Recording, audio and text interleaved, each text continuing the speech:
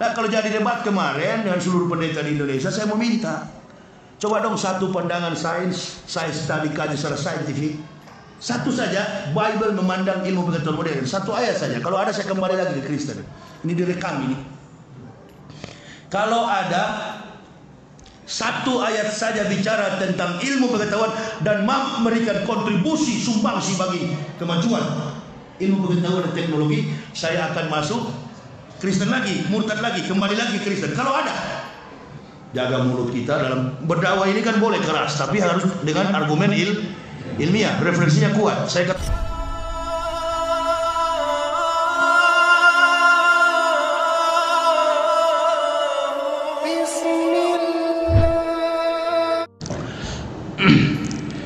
jangan dipandang, hati-hati. Jangan Bapak Ibu pikir yang mau datang ini mualaf. Dulu saya datang mualaf. Sekarang saya datang sebagai Umar bin Khattab. Ada 1000 pejuang, kata seorang sufi mujahid. Saya satu di dalamnya, tinggal 100. Saya satu di dalamnya, tinggal 10. Saya satu, tinggal 1 orang. Insya Allah Yahya Waloni akan sampai ke liang kubur mempertaruhkan Islam. Allahu Akbar. Yang lain tiada sekarang Pak. Saya sudah 13 kali dilapor dan tidak pernah takut dengan kematian. Justru itu yang saya cari. Ghadwatun fi sabilillahi aw rahatun khairun minad dunya wa ma fiha. Berangkat pagi atau sore berjuang di jalan Allah lebih mulia daripada dunia dan segala isinya. Nggak mampu, sudah banyak yang ikut saya, angkat tangan menyerah. Kemarin seorang amir di Medan mau coba ikut saya, nggak mampu ente, coba saja Ustaz. Insya Allah saya pernah perang di Afghanistan, mari ikut saya. Bismillah. Baru dari Tebing Tinggi ke Utapinang udah nangis. Aduh Ustaz, tak berani saya begini. Imamnya nangis telepon saya, Ustaz, ini Kapolsek suruh turunkan spanduk. Kenapa katanya kalian undang Ustaz radikal? Imam sendiri sudah diketak polisi, suruh hadir tuh polisi. Kalau bikin pengajian begini nggak usah diawasi. Kalau yang hadir begini berarti ada pembicara. Sampai yang duduk di masjid orang-orang baik. Muslim yang bajingan, jangankan sholat di halaman masjid pun dia nggak sanggup. Setan tidak berani masuk di dalam masjid. Yang ada di dalam masjid orang-orang baik. Jadi nggak perlu diawasi. Awasi itu kan DPR sana. Awasi narkoba, awasi perjudian, awasi transaksi seks. Masih banyak urusannya. Justru disinilah bi ilmi ulama'i, dengan ilmu para ulama lahalaka jahilun. Kalau tidak ada ilmu para ulama, kata Nabi SAW, lahalaka jahilun, celaka orang-orang bodoh. Tidak sedikit hasil dari dakwah kami yang tadinya maling, begal motor, perampok, pelacur. Begitu kami pulang ceramah, Allahu Akbar, panitia telepon, Ustaz, tetangga saya bahkan di Bandung makan tanah tidak sholat selama 30 tahun, orang Sunda. Setiap kali maulud dia pidato 30 tahun tidak pernah injak masjid, memelihara jenglot, makan tanah, kebal badannya. Begitu saya pulang ceramah, Allahu Akbar, panitia telepon, alhamdulillah Ustaz, beliau sudah sholat, bahkan sudah himayatan lil haji, sudah naik haji. Allahu Akbar. Sekarang tanya kepada polisi, dia mampu bikin orang penjahat jadi sadar? Dia menunggu dalam status pidana. Hukum pidana itu menunggu laporan kejahatan pidana baru dia tangkap. Tapi untuk memperbaiki akhlak dan moral manusia tidak mampu pemerintah. Yang mampu itu bi ilmi ulama. Yang kedua baru pemerintah bi adlil umaro, adilnya pemerintah yang digaung-gaungkan tentang Pancasila, keadilan sosial bagi seluruh rakyat Indonesia. Keadilan sosial bagi seluruh rakyat Indonesia. Qul amara rabbi bil qist wa aqimu wujuhakum inda kulli masjidin wad'u mukhlisina lahuddin kama ba'da akum ta'ud. Jadi jangan dibilang bahwa, jangan dibanding-bandingkan Islam dengan Pancasila, Al-Quran dengan Pancasila. Nenek-nenek tuh memang hati-hati Pak, dalam berislam ini yang perlu dijaga itu adalah kata agim, jagalah apa? Jagalah hati. Dilapis kedua hati itu apa? Orang boleh katakan feeling. Dilapis kedua hati itu apa? Naluri. Di balik naluri ada lagi lapisan paling dalam, lapisan ketiga. Ada 4 lapisan dia. Nanti terakhir akal, akli. Di lapis ketiga itu ada Sukma. Nah sukma ini jangan sampai mati. Kalau sukma sudah mati, pasti hati jadi busuk. Busuk hati, sukma mati. Mati hati, jiwa busuk, sukma busuk, hati busuk. Seluruh kehidupan kita mati. Makanya sukma jangan sampai busuk.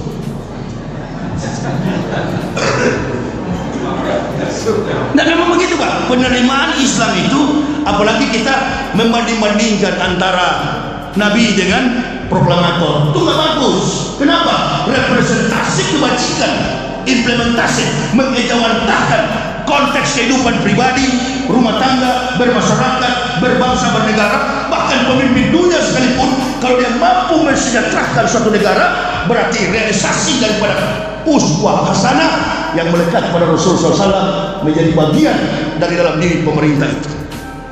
Biar dia pemerintahan kafir liberal, nggak apa-apa. Berarti itulah warna predikat gelar yang melekat pada Rasulullah, uswah hasanah, teladan yang baik, direpresentasikan oleh para petinggi negara, pemimpin negara. Jadi tidak bisa dibandingkan. Nah, ada nenek-nenek ini mencoba bandingkan, ini kalau Bung Karno masih hidup dia tendang di nenek ini. Kenapa? Karena memang sukmanya sudah mati. Kalau sukma sudah mati, hati jadi busuk. Bolak-balik saja di situ secara filsafat. Gampang itu. Nah, oleh karena itu penerimaan tentang kerasulan Muhammad ini harus dikaji secara fiskal. Siapa Muhammad ini?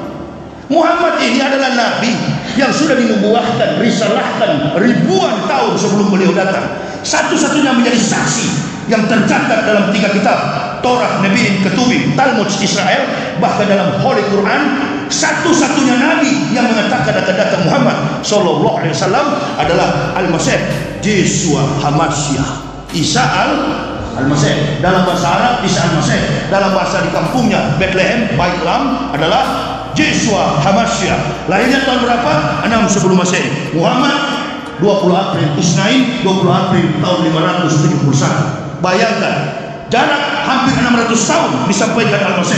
Terbukti datang Nabi Muhammad sebagai nabi.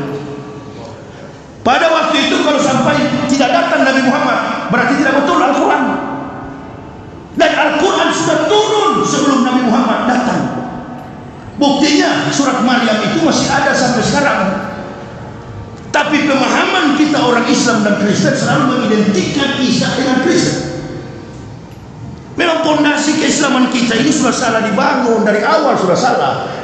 Masjid dan rumah kalau fondasinya sudah salah, pasti akan roboh. Itu datang gempa sedikit retak dia. Tapi kalau fondasinya dibangun dengan spesi yang kuat, campuran besinya, campuran semennya bagus, ukuran besinya tepat, semennya, pasirnya, airnya pas, insya Allah bangunan ini akan jadi kokoh.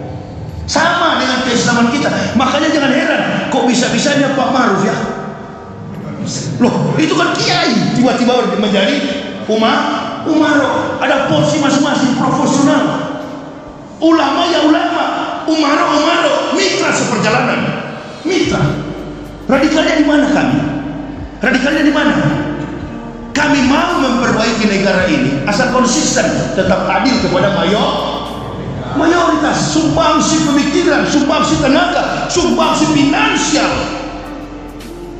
Allahu Akbar. Umat Nabi sallallahu alaihi wasallam, Metro Tipu pernah hitung itu. Setiap tahun hasil dari ibadah orang Islam umroh mencapai 200 bahkan lebih miliar per tahun. Belum lagi ibadah haji nominalnya triliun. Ini kafir ada kasih apa? Alhamdulillah di Medan running tax 27.888 ekor babi mati kena kolera. Ancaman nggak tuh kafir? Kafir ancaman nggak? Kekafiran itu adalah ancaman. Ganjar Pranowo gubernur Jawa Tengah ini kan viral nanti. Ganjar Pranowo di running tax, Sungai Bengawan Solo tercemar karena kotoran babi. Ancaman nggak? Allahu Akbar. Lalu kenapa pemerintah ini selalu tidak adil kepada orang Islam? Ini manusia-manusia munafik. Catat dan hafal mereka itu. Pada waktu dia berpangkat, catat dia. Ente umur berapa nih? Kayak pensiunan juga ini dulu. Nah, maksudnya di orang-orang munafik sekarang ini dicatat, yang pejabat sekarang yang suka menjatuhkan Islam, menjustis Islam, catat baik-baik dia. Dia pulang kalau sudah umur 70-80 tahun, pura-pura dia ke masjid pakai sarung. Assalamualaikum. Maksudnya tandai dia, begitu dia mau masuk langsung strike satu kali, dia lempar di pagar sana. Nah, paling kau dulu ya, waktu kau masih kuat, kau punya kekuatan berkali-kali kekuasaan cengeng lingmu, kau jelekkan Islam. Anda tahu malu, saya dari kafir saja begini setia. Allahu Akbar. Dia bermain remote dari belakang ini kafir. Muslim siapa lagi yang saya adu, dengan siapa lagi, isu apa lagi yang saya buang ke bawah. Tidak pernah sadar ya, saya dari parkiran, mobil, motor, parkir di luar, roda 2, roda 4. Apa kesimpulan kita? Semua itu karena melekat dalam keberkahan hidup kita Islam. Antum jadi jenderal, antum jadi menteri, bahkan Joko Widodo jadi presiden, karena dia beragama Islam. Coba kemarin Pak Jokowi kalau namanya Stefanus, Tetanus, Tapikus, Robertus, Sebritus, bisa nggak jadi presiden? Nah, tolong sadarkanlah ini pejabat-pejabat kita, berhentilah, cari saja isu-isu yang lain. Nah, bikinlah Indonesia membaca, karena semakin pemimpin kita membaca, kan ketahuan kalau pemimpin suka membaca, cerdas otaknya. Bikin aja lah Indonesia membaca. Betul sama Rocky Gerung itu, betul sama Rocky Gerung, nggak ada salah itu. Dia orang kafir liberal, tidak beragama Islam, tapi otak dan konsepsi yang diajarkan, tanamkan kepada publik adalah konsep Islam, mengajarkan orang Islam supaya pintar, cerdas. Bagus itu, dia tidak memihak, dia pro yang baik, dia pro yang benar. Kalau dia cerdas, tidak mungkin kalau kecerdasan itu di atas langit ada langit, tapi kebenaran itulah langit yang paling tinggi. Memang dia konseptual dan konsepnya diajarkan secara terus. Memang kebenaran yang dia sampaikan sudah dibantah. Kalau kebenaran itu nggak ada yang bisa bantah kebenaran, karena kebenaran itu adalah langit yang paling tinggi. Dia otaknya Islam, dirinya kafir. Kita doakan supaya masuk Islam. Dibandingkan yang lain, Allahu Akbar, sorban melintang sampai 20 di kepala. Bahkan ada satu itu seperti ban Vespa putih di kepala. Itu otak mengaku Islam, mengaku mubalik, mengaku ustaz, tapi pergi ke gereja, nyanyi di gereja. Harusnya selamatkan orang kafir. Bilang sama Kristen, hei kafir, kau masuk neraka kalau mati, masuk Islam. Oh jangan, ada pernah di sini Surabaya sini tegur saya, Ustaz, kenapa Ustaz selalu bilang orang kafir, orang Kristen itu kafir? Ini yang tanya orang Islam. Saya bentak dia. Saya sayang justru karena saya bilang begitu. Karena saya sayang, jadi saya ngomong begitu. Kalau saya tidak sayang, tak mungkin saya ngomong begitu. Allah katakan kepada orang Kristen, laqad kafaral ladzina qalu innallaha masih ibnu Maryam. Kafirlah orang-orang berkata Isa anak Maryam adalah Tuhan selain Allah. Katakan ke mereka, hei, kamu kalau tetap di Kristen, kamu masuk neraka. Masuk Islam supaya kamu masuk surga. Yang melarang tidak mau Kristen masuk Islam. Bikin begini saja, bikin voting saja. Orang yang melarang menyebut kafir, sudah berapa kafir yang dia Islamkan? Dibandingkan saya Yahya Walauni ini, bahkan bulan November kemarin di Medan 17 orang saya syahadatkan. Kami sedang membangun, ada orang Medan di sini.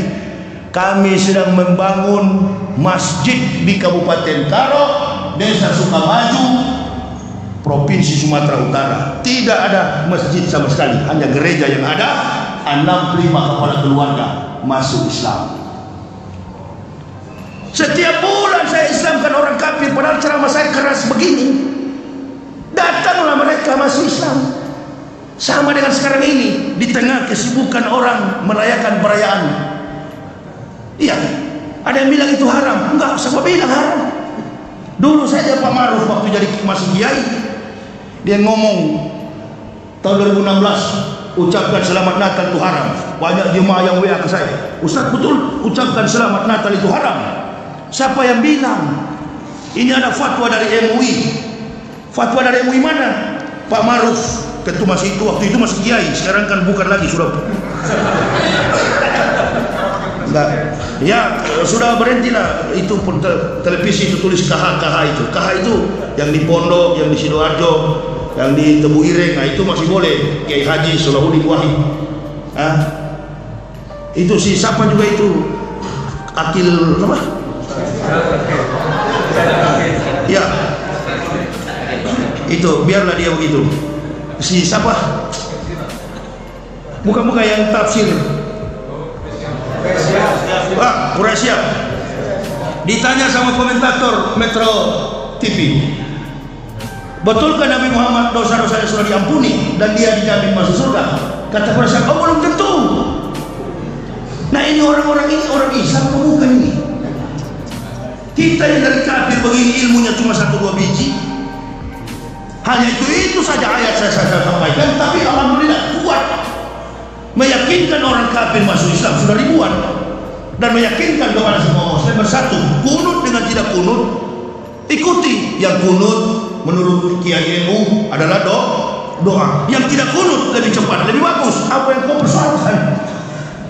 Yang penting sholat itu perintah paling utama. Mau salto 2 kali dulu ke plafon tidak apa-apa. Nggak apa-apa. Kunut dengan tidak kunut tidak jadi masalah. Pakai celana boleh, pakai sarung boleh, pakai gamis boleh. Yang penting bersih bajunya. Saya waktu di kafir dulu kan selalu menuduh Islam, sama dengan yang sekarang ini, cari-cari alasan supaya Islam tersulut. Pertandingan tapi tidak sportif.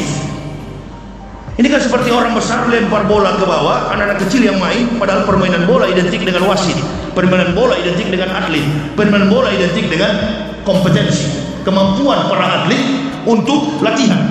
Tapi bola dilempar tanpa wasit, ada yang lebih besar, anak yang lebih besar, betis dan pahannya lebih kuat menendang, kena kepada anak yang kecil sekali, nangis. Begitu nangis ditanya, kenapa? Ini yang tendang bolanya kena di wajah saya. Artinya publik ribut, masyarakat ribut karena yang sering melempar isu adalah pemerintah. Jadi yang bikin keributan bukan rakyat biasa-biasa saja kok, nggak ada keributan. Yang sering bikin ribut itu adalah pemerintah. Pindah ibu kota lah, macam-macam. Tapi selalu yang dibawa adalah Islam. Oh, mesti sampaikan yang begini supaya kita, oh iya ya betul juga. Dan persoalan begini sudah terjadi. Natal bi adlil umaro, adilnya pemerintah. Jangan cuma gereja yang dijaga, hari raya juga jaga masjid supaya adil. Nah, untuk apa? Oh, nanti orang Islam yang melakukan teroris itu Abu Jongos itu.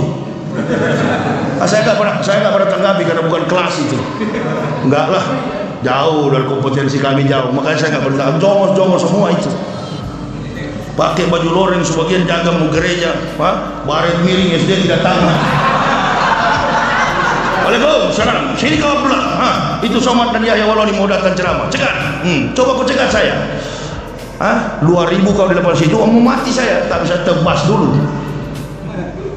Oh, saya nggak pernah minta jamaah bela, cukup doa. Lihatlah di mobil saya itu kalau ada samurai, sudah siap kalau mau kubunuh.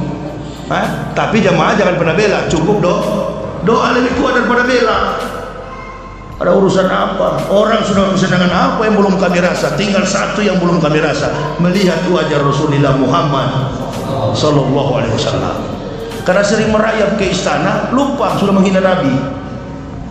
Sering nyusup, habis selalu jawab nyusup ke pintu istana, lupa berebut betul-betul banyak penjilat sekarang ini. Allahu Akbar. Dan ini di zaman Rasulullah diperintahkan oleh Allah perangi mereka. Perangi untuk apa? Bukan dibom, bukan berkelahi. Apa? Perangi dengan dakwah. Kalau kita baca tentang Führer Hitler Nazi, ada satu jenderalnya Hitler itu yang paling jago dan diakui dalam pertempuran seperti Sudirman ini. Apa perang apa itu gerilya? Namanya Jenderal Rommel. Dia dijuluki sebagai The Desert Fox, rubah padang pasir. Satu waktu dituduh oleh Goebbels dia berkhianat, akan membangun kekuatan militer dengan Polandia, Prancis. Lalu terdengar oleh Hitler, dilapor oleh Goebbels, dipanggil Jenderal Rommel. kau mau minum cyanide atau disidangkan secara militer? Dia pilih minum racun cyanida. Matilah Jenderal Rommel. Lalu keluar statement Hitler, orang munafik, pengkhianat seperti lalat di atas feses. Dia berputar-putar di atas feses, yang dia konsumsi adalah tai. Relevan sekali dengan hadis Nabi Sallallahu Alaihi Wasallam. Yang aku khawatir dari umatku, umat Nabi SAW, orang Islam, adalah mereka yang berpikir hanya apa yang masuk dari mulutnya disimpan ke dalam perutnya. Maka harga, nilai, kehormatan manusia itu tidak lebih daripada apa yang keluar dari dalam perut, feses. Cocok dengan Hitler. Perdana Menteri Israel Yitzhak Rabin, ketika akan mengembuskan nafas terakhir, apa dia katakan? Lebih baik berhadapan dengan 1000 pembunuh daripada berhadapan dengan satu manusia munafik. Karena yang membunuh Yitzhak Rabin adalah pengawal pribadinya Josephus.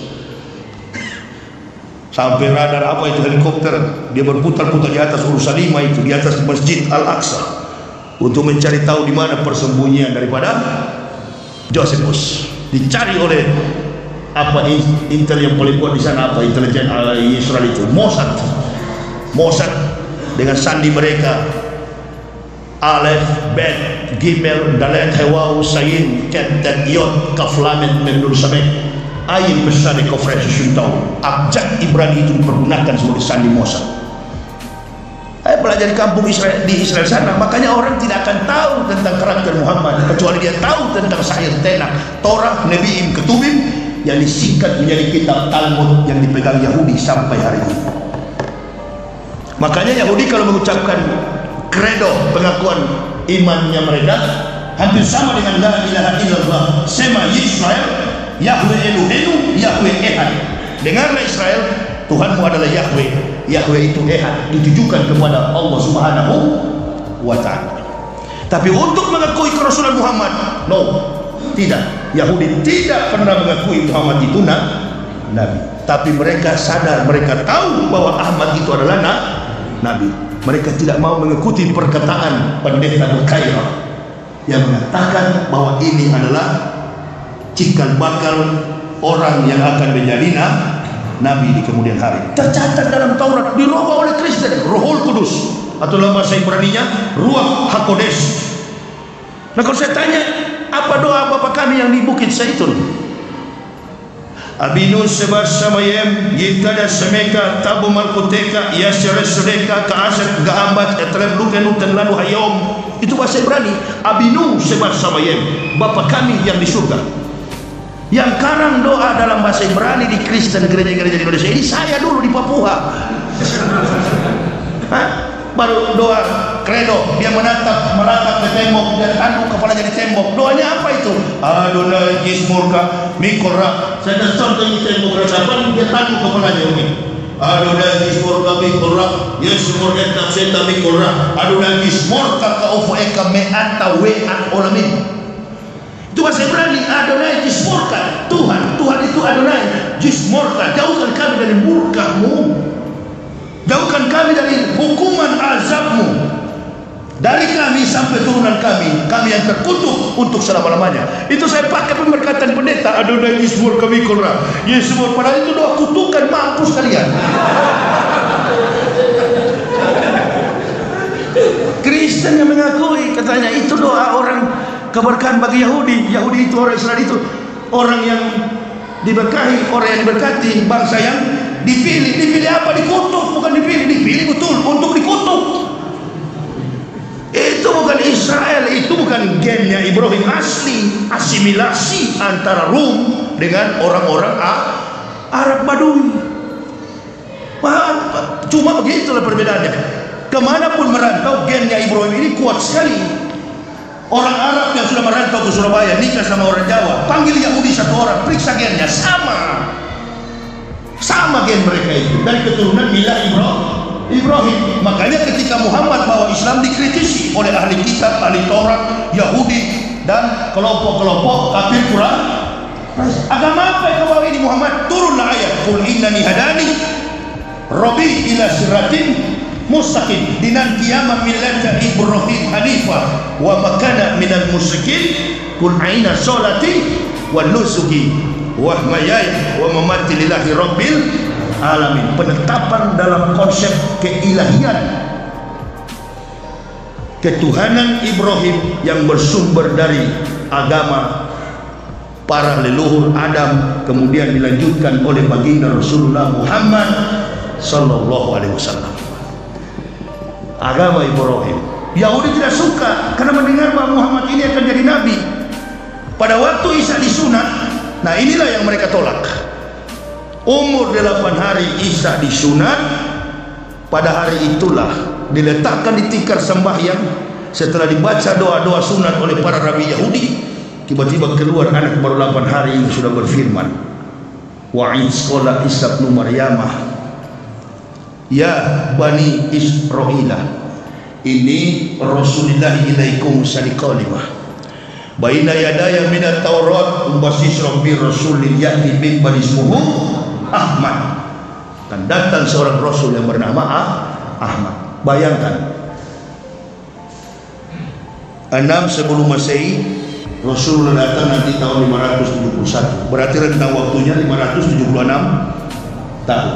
Al-Quran sudah turun, Nabi Muhammad belum lahir.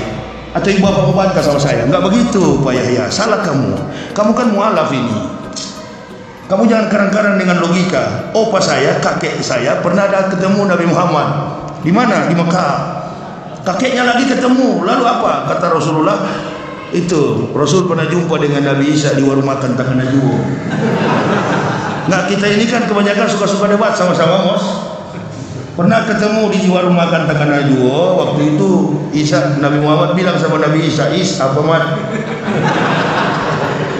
Tolong nanti kalau ente datang jadi Nabi beritahuin saya dong. Tolong sampaikan saya ya.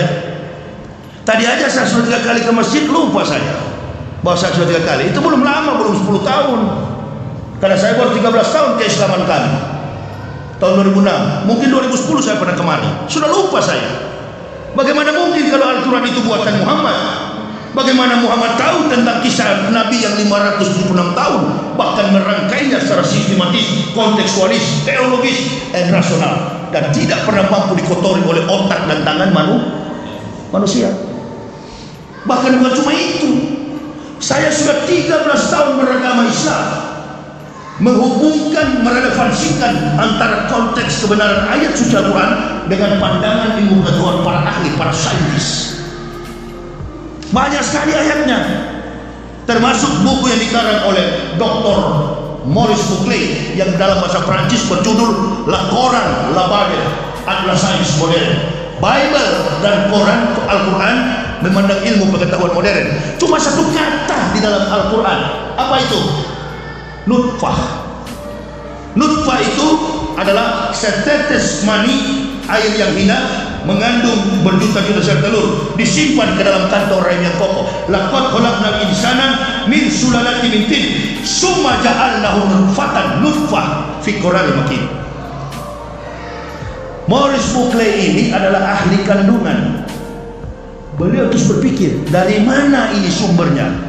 Dari mana kalau ini buatan Muhammad? Kapan Muhammad belajar kuliah ilmu kedokteran jurusan spesialisasi kandungan? Nah, kalau jadi debat kemarin dengan seluruh pendeta di Indonesia, saya meminta, coba dong satu pandangan sains, tadi kaji secara saintifik, satu saja. Bible memandang ilmu pengetahuan modern, satu ayat saja. Kalau ada saya kembali lagi ke Kristen. Ini direkam ini.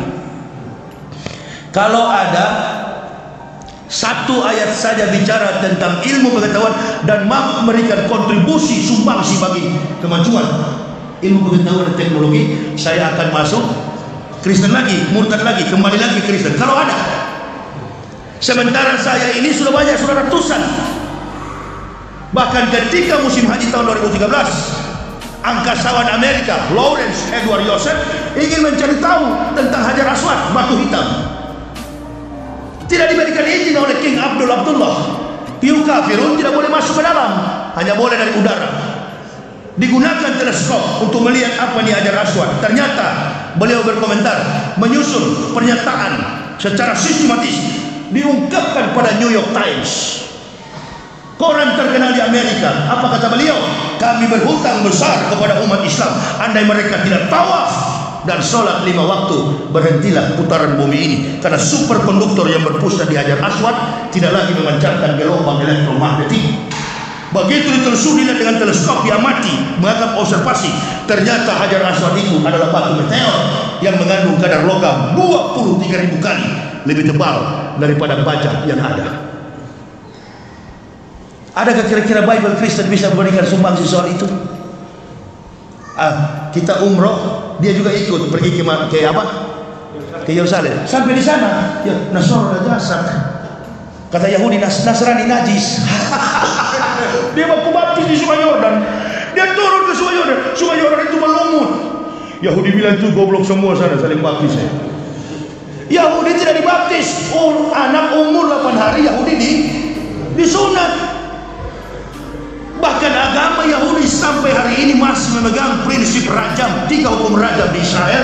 Ketemu anjing rajam dengan batu, ketemu orang kusta rajam dengan batu, ketemu wanita berzina, perempuan hamil tanpa suami rajam dengan batu. Makanya Maryam mau dirajam dengan batu waktu itu. Begitu mau rajam, anak ini bicara dari ayunan.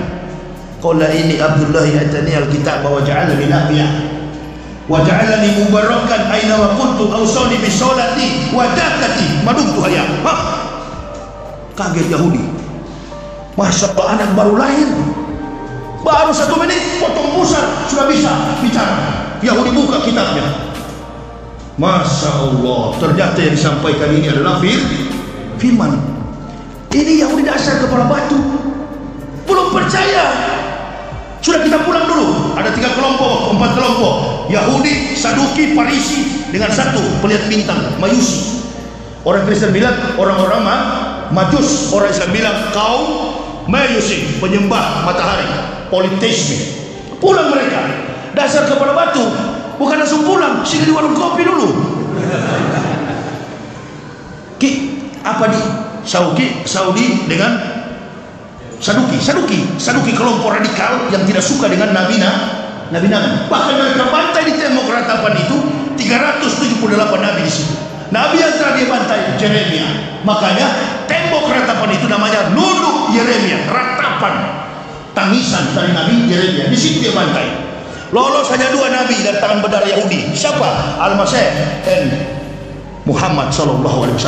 Itu yang lolos dari tangan bedara Yahudi. 8 tahun usia Rasulullah, dikatakan oleh Bukhairah, Abu Talib cepat bawa anak ini, karena sampai dilihat oleh Yahudi dia akan dibantai, dia akan dibunuh. Disembunyikan Muhammad ini lama, gagal orangnya.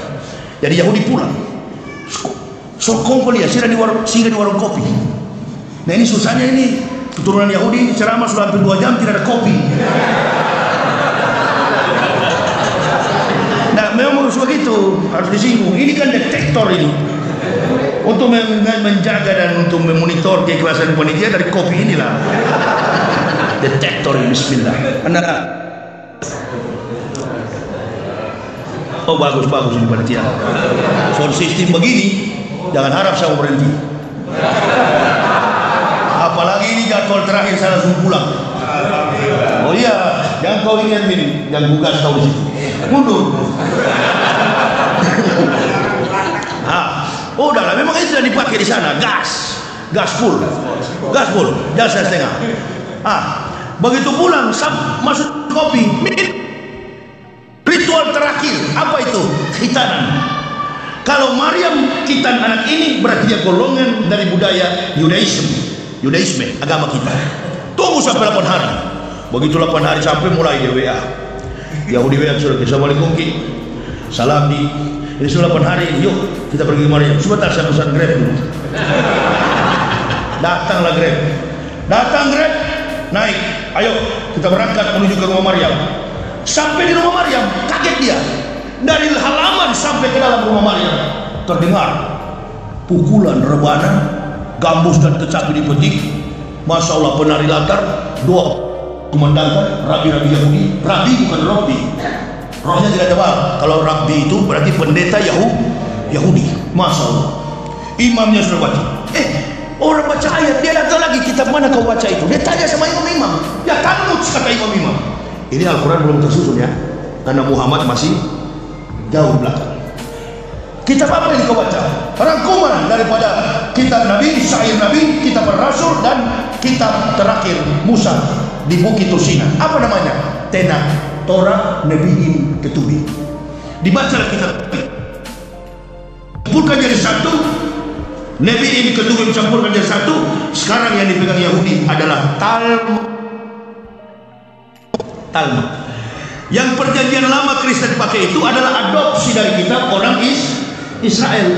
Itu bukan kitab Kristen. Kita nggak pakai itu karena ada sunat di dalam. Kalau dia ikuti itu berarti dia harus disunat. Dia nggak ikuti. Sudah 8 hari sampai. Maryam, ini acara apa? Inilah hari ini anak kami akan dibaptis, Pak. Kok Bapak datang lagi? Iya dong. Kamu ini kan adalah bagian dari kita. Masyarakat resah dengan kehadiranmu. Kau hamil tanpa suami. Inilah anak saya, Pak. Sekarang akan disunat. Begitu disunat, terungkaplah ayat tadi dari mulut Nabi Isa alaihissalam. As-Saff 61 ayat yang ke-6. Surat 61. Sudah datang Al-Quran. Al-Quran sudah datang. Buktinya sampai sekarang ayat itu masih ada. Itulah Injil. Itulah Injil. Termasuk surat Maryam, itulah Injil. Kok Bapak Ibu selama ini? Tadi Isa bilang, "Ausoni bi sholati wa zakati." Madum tu ayat. Kemana aku pergi, Allah memerintahkanku mendirikan sholat, wa zakati, dan membayar zakat. Madum tu ayat. Sepanjang usia hidupku. Umur berapa Isa diangkat? Umur 35 tahun. Waktu Isa bilang dia sholat, dia bayar zakat. Pertanyaannya kepada ibu bapak, dia orang Islam atau Kristen? Islam. Dia orang kafir atau mukmin? Kenapa selama ini ibu bapak menganggap Kristen itu Isa? Ini saya maksudkan, pondasi Islam kita dari awal memang sudah salah. Sekali berjakir naik saja berdebat, ambil ayat. Itu bukan debat orang ilmiah, bukan debat orang kaliber, debat awam. Mencomot ayat Bible dibandingkan dengan Quran. Saya Islamkan orang sudah ribuan, nggak pernah saya pakai Al-Quran, karena Al-Quran bukan kitab pembanding. Omong kosong itu. Al-Quran itu bukan kitab pembanding. Al-Quran itu adalah kitab pelurus segala yang bengkok-bengkok di dunia ini, termasuk yang meluruskan kitab omong kosong Kristen.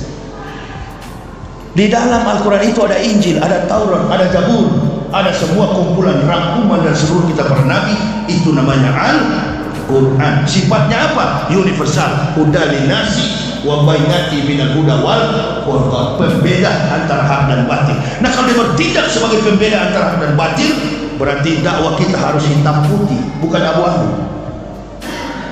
Samsi Ali mengatakan, berhati-hatilah berdakwah. Dia tidak boleh menyamakan konteks dakwah Indonesia dengan dakwah Amerika. Orang Amerika nggak usah dijelaskan tentang pandangan ilmu pengetahuan. Tunggu saja, tunggu sampai dia masuk Islam. Orang Amerika tidak usah dijelaskan. Dan yang mampu meruntuhkan arogansi Donald Trump adalah Samsi Ali, imam besar dan Sulawesi Indonesia Muslim Community Al-Hikmah Mosque in New York. Komunitas orang Indonesia Masjid Al-Hikmah. Itu masjid itu hampir tiap hari orang mengucapkan syahadat. Coba tanya siapa mereka? Profesor, ahli tumbuh-tumbuhan, ahli perbintangan, kaum jenius. Maka saya kaget kok nenek-nenek ini bilang, konde ibu Indonesia, ajan lebih indah suara ajanmu, kidung ibu Indonesia lebih indah dan suara ajanmu. Gampang saja mentahkan dengan argumen ilmiah. Tahun 2011 Sunita Williams, tahun 1967 Neil Armstrong, angkasawan pertama yang menginjak kaki di bulan. Dalam satu hari 5 kali suara hayya 'alas shalah, hayya 'alal falah. Dan tidak ada frekuensi suara dari bumi menembus bulan. Tapi dalam satu hari, kata Sunita Williams, 5 kali suara menembus bulan. Setelah menggunakan teleskop lihat ke bawah, sumber suara itu ternyata dunia gelap, hanya 2 kota yang bercahaya, Makkah dan Madinah. Suruh tuh nenek itu suruh nyanyi, kita di Indonesia Raya sampai nggak di bulan.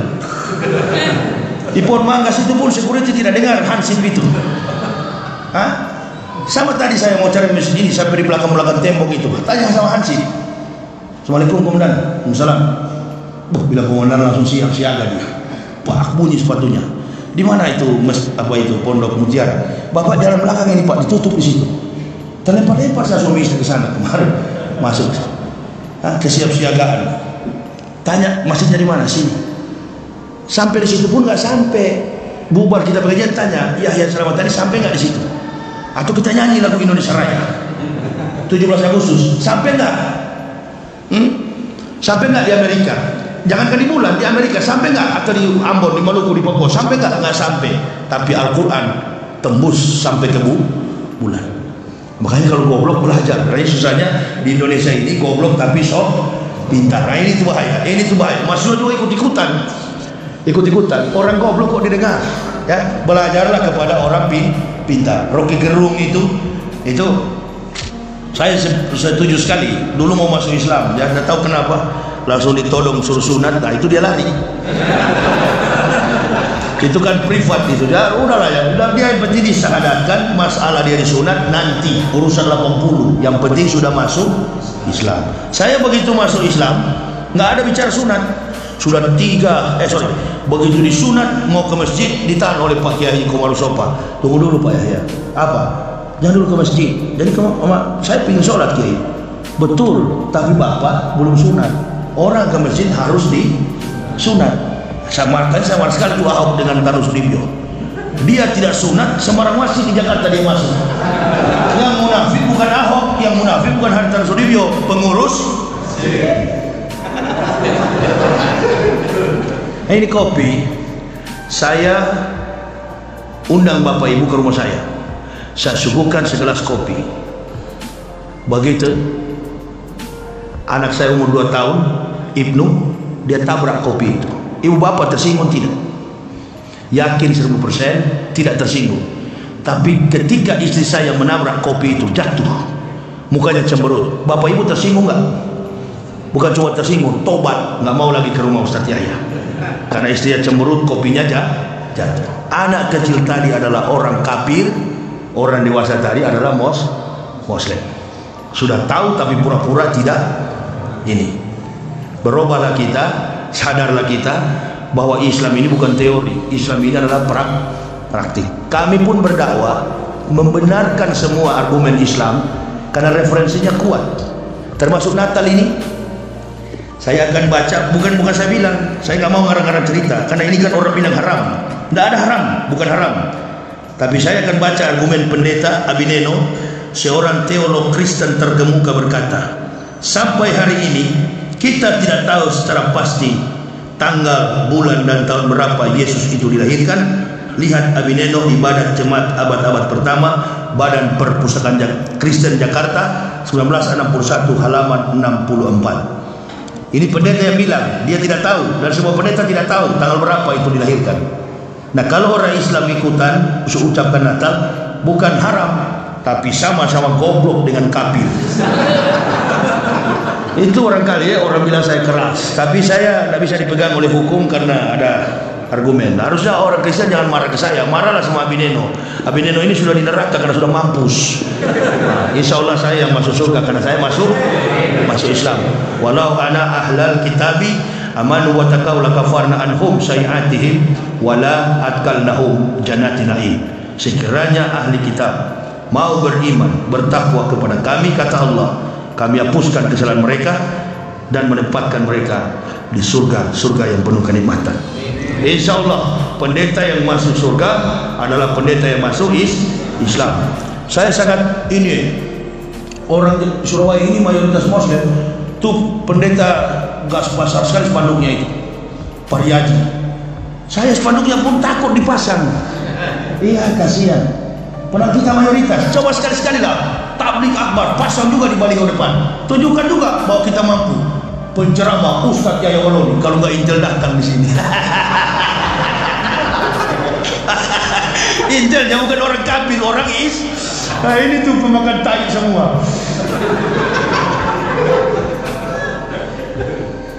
Kasihan kau jadi polisi, kau jadi tentara, kau jadi jenderal, kau jadi menteri, kau jadi presiden karena Islam. gampang sekali saya ini kalau mau mati, gampang sekali kan, cuma sendiri. Mau di penjara juga gampang, tapi tunggu dulu, kita negara hukum, kita bertarung dulu di depan pengadilan. Semua hukum yang saya sampaikan adalah hukum vertikal, tidak ada kaitan dengan hukum horizontal. Pidana itu, hukum itu logika, logika itu adalah hukum. Kehabisan logika, hakim menggunakan asumsi. Makanya saya minta nanti kalau periksa saya, hakimnya Kristen supaya hari itu juga saya Islamkan. Gitu maksudnya. Percuma watak saya dari kecil begitu suka olok-olok orang. Nggak percuma Allah panggil jadi ustaz. Jadi kau pindah dari pendeta, kau jadi ustaz. Hantam tu kafir, luruskan tu munafik. Alhamdulillah. Sekarang jadi pendakwah, nggak butuh orang masuk Islam, jadi butuhkan kualitasnya. Ini datang merayap ke masjid, kotak amal diincar. Dulu saya namanya Stefanus, sekarang jadi tetanus. Mengaku miskin terus, minta-minta terus di masjid. Menadahkan tangan, bisa mengadakan mualaf. Ini bukan mualaf model begini, kualat. Masuk Islam, menjadikan Islam sebagai pelarian. Tidak usah kalau tumpul otak, hidup miskin, jangan lari ke Islam. Di dalam sudah banyak bahlul, ente tambah lagi. Yang masuk Islam itu cukup orang-orang cerdas supaya bisa membantu dakwah. Di samping cerdas, mental kuat, nggak mudah dirayu dengan fulus. Waktu musim pilpres kemarin, masya Allah, banyak saya uas dan beberapa teman itu ditawarkan. Jumlahnya tidak main-main, sampai nominal miliaran. Ada kami terima? Tidak ada. Kami tolak semua. Prabowo pun ajak saya ke rumahnya. Berapa kali timnya? Ustaz ke rumahnya? No, 6 kali. Saya dukung Prabowo, bukan mendukung politik. Saya dukung Prabowo karena sesuai dengan perjalanan suara para ulama. Kesimpulannya, penutup ceramah malam ini, Indonesia mau tenang, mau diberkahi. 1, pulangkan Habib Rizik Syihab. Selesai urusan. Allah Akbar. Pulangkan Habib Rizik Syihab. Pak Jokowi perintah langsung, Pak Habib tiba, insya Allah bangun kembali NU Muhammadiyah bersatu. Semua yang retak ini kita jaga dalam persatuan. Mari kita kembangkan dakwah dengan penuh kasih sayang. Ini kasih sayang. Kalau saya sampaikan kafir itu masuk neraka, itu karena saya sayang. Dia mau sakit hati silakan. Dan tidak semua juga saya ajak. Kalau semua siapa nanti di neraka, kan begitu. Itu, ya. Berkasih sayang kepada sesama asyidau alal kufar, keras dengan kafir.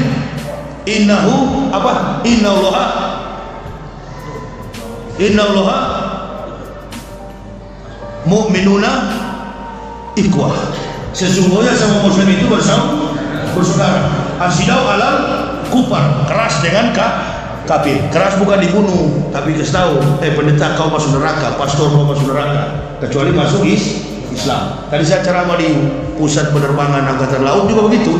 Yang Kristen ini kalau mati neraka semua. Dan berani lagi undang itu pasti. Nah, memang begitulah Ustaz. Kenapa takut? Kalau dia tanya ya baru kita jawab. Oh, pakai Al-Quran. Kapan dia mau menyerah? Jangan pakai Al-Quran. Ada jemaat tanya, Ustaz, ente Islam orang Kristen pakai Al-Quran? Enggak lah, pakai Bible. Saya katakan dia masuk neraka karena kitabnya. Jelaskan di mana ayatnya. Kau nggak pakai Al-Quran? Jangankan orang kafir, saya bilang orang Islam saja imam ayat panjang batuk di belakang. Tadi aja imam Aceh aja yang batuk di masjid ini. Maksudnya yang panjang katanya. Sedangkan orang Islam pemalas dengan ayat, apalagi kafir. Langsung lari panas telinganya itu.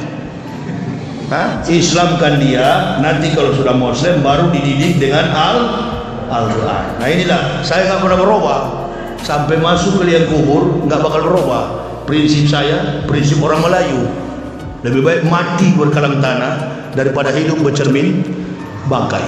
Oh, buktinya kemana-mana. Saya pikir saya sudah benci orang ini. Kemana-mana mudah nih.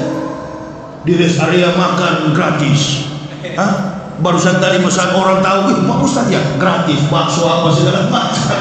Coba kalian datang makan Mokhtar Ngabalin, habis kau di situ. Lidah sudah tipis, dipecat lagi dari staf presiden. Alhamdulillah. Besok, udahlah tidak lama. Ini kan 2020 April kalau nggak salah. Ramadan 1, 2, 3, 4 Ramadan selesai, Anies jadi presiden atau Prabowo, alhamdulillah. Sini kau ngomongin, aku makan kepalamu. Kamu kemarin ya, ya sabar saja kita. Innallaha ma'as sabirin. Biar aja Pak Jokowi juga ada hal positif kok.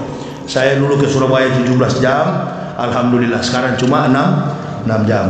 Ada bagusnya juga Pak Jokowi. Itu tol jadi semua, jadi mudah. Saya ke Palembang kemarin 17 jam. Sekarang di Palembang cuma 5 jam karena sudah ada tol. Walaupun itu hutang nggak apa-apa. Yang penting gaya kita ini. Padahal sudah mau mati kita ini. Nggak apa-apa. Ada juga bagusnya pemerintahan Pak Jokowi ini. Jadi ada keseimbangan lah. Ya, cebong kampret stop lah. Datang ke masjid jangan pakai kaos Jokowi Ma'ruf. Prabowo Sandi, buang saja itu, bakar. Bersatu kita sekarang, apalagi sesama Muslim, ya. Musuh kita sudah jelas, PKI yang anti Pancasila dan kafir yang tidak suka dengan perkembangan Islam. Jujur jemaah, bukan memuji diri saya. Sejak saya masuk Islam, mati upaya kristenisasi. Coba lihat kalau ada lagi. Coba lihat, makanya mereka jengkel sekali sama saya. Sampai mereka berdoa, kakak saya bilang di Manado, "Dek, ente didoakan oleh pendeta satu Manado supaya cepat mati." Akhirnya yang berdoa saya mati dulu. Pakai sepatu terkapar di peti mayat dan kubu-kubu. Matanya, kenapa Ustaz pendeta mati pakai dasi kubu-kubu? Iya, pembadangsa dengan malaikat mau di neraka kan. Diputar dia punya dasi itu sampai. Dia kan tidak tahu istighfar, padahal ampun. Malaikat tidak mengerti kalau orang Islam biar tidak sholat diputar di leher. Astagfirullahaladzim. Oh, sudah lepas. Tahu istighfar, indah tahu istighfar. Ampun apa? Neraka bahasa Indonesia di sana lempar kau. Gitu. Nasi kupu-kupu, cepat tu lagi. Kotor semua itu. Ketemu kita di padang mahsyar, pendeta punya jas robe-robe. Orang Islam secepat kilat melalui sinos. Tapi apalagi yang suka-suka kawal gereja itu, baret miring, baju loreng, berserep. Jengkel kau, silakan kau jengkel. Inilah kebenaran. Tidak ada pokok, tidak ada pembatas. Kalau tersinggung habis saja, ke mampus kau di situ. Yang tidak tersinggung tentu lurus. Amin ya robbal. Yang tersinggung pasti tidak lurus. Kalau bukan mun kap mun. Itu aja. Kalau masuk hotel, dia lihat dulu hotelnya. Kap atau mus yang punya? Oh, mus Pak, aman. Oke, check in. Begitu kami masuk hotel, cek dulu mus atau kap. Oh enggak Pak, yang punya mus, berarti Muslim. Satu waktu saya kira gambar Yesus, padahal gambar imam-imam yang dilukis itu jenggotnya kan hampir sama. Masya Allah, begitu dekat, bukan Pak, ada tulisan Arab. Masya Allah, masuk. Itulah memang kalau nasibnya dari kafir begini. Waspada kami tinggi, takut enggak, tapi tingkat kewaspadaan insya Allah tetap tinggi. Yang paling saya waspadai sekarang bukan kapnya, tapi bunuh. Itu lebih cepat dia bunuh kita. Dibayar kafir, habis kita. Dia mau tanya, nginap di mana Ustaz? Yang nginap di hotel Muslim lah. Nginap di hotel kafir, tengah malam dia taruh di minuman racun. Mana pernah saya berinvest di hotel, mana pernah saya minum minuman di pesawat. Saya dari dulu bawa minuman sendiri. Kalau dari masjid begini, apalagi kopi di masjid begini, ya izin saya minum. Tapi kalau di jalan di pesawat nggak pernah saya minum. Takut saya. Khawatir mereka racun. Umat masih butuh, udah mati cepat. Ya, makanya saya selalu minta doa kepada jemaah, bukan cuma doa, juga tempel dengan amplop supaya lebih semangat. Enggak, supaya jadi Ustadz imanuhum fi amplop ini. Imannya di amplop. Datang berdawat cari amplop. Insya Allah itulah amplop saya ini, buku saya. Bagi yang berminat mau bantu bensin saya, ada buku saya di mobil. Silakan ambil saja tapi bayar. Apa-apa juga kalau bayar double juga lebih bagus lagi. Mudah-mudahan barokah pertemuan ini, Allah ridho atas pertemuan ini. Kita serius memikirkan agama ini, anak cucu kita. Doakan saudara-saudara kita di Uighur yang sedang menderita, bahkan masalah kalau lihat menangis kita. Ada yang diperkosa, ada yang diambil ginjalnya. Ini komunis memang, dan ini dia mencoba untuk di Indonesia, tapi terbaca oleh para kami pendakwah. Makanya saya sarankan kepada ustaz-ustaz, nggak usah sampaikan saja, keluarkan saja, tapi harus punya etika. Jangan juga mengatakan walaupun Pak Maruf begitu, jangan juga kita menyebut mengeluarkan kalimat-kalimat kotor, karena yang binatang itu adalah kafir. Inna syarrad dawabi indallahi alladzina kafaru fahum la yu'minun. Sesungguhnya binatang makhluk paling buruk di sisi Allah adalah orang-orang kafir. Kalau muslim enggak lah. Muslim itu semua masuk surga, walaupun benjol-benjol tetap juga masuk surga. Walaupun munafik juga tetap masuk surga. Nah, jagalah itu. Jangan sampai kita sudah melampaui, orang tua juga biar begitu beliau. Jaga mulut kita dalam berdakwah ini kan boleh keras, tapi harus dengan argumen ilmiah, referensinya kuat. Saya katakan goblok itu mengucapkan, ada juga teknisnya. Yang nunnya diganti ro, karena kita belajar ikro. Jadi kalau diundang, ucapkan saja selama hari gatal dan tahun gatal. Jadi nunnya diganti ro, gatal dan gatal. Kalau gatal harus gatal.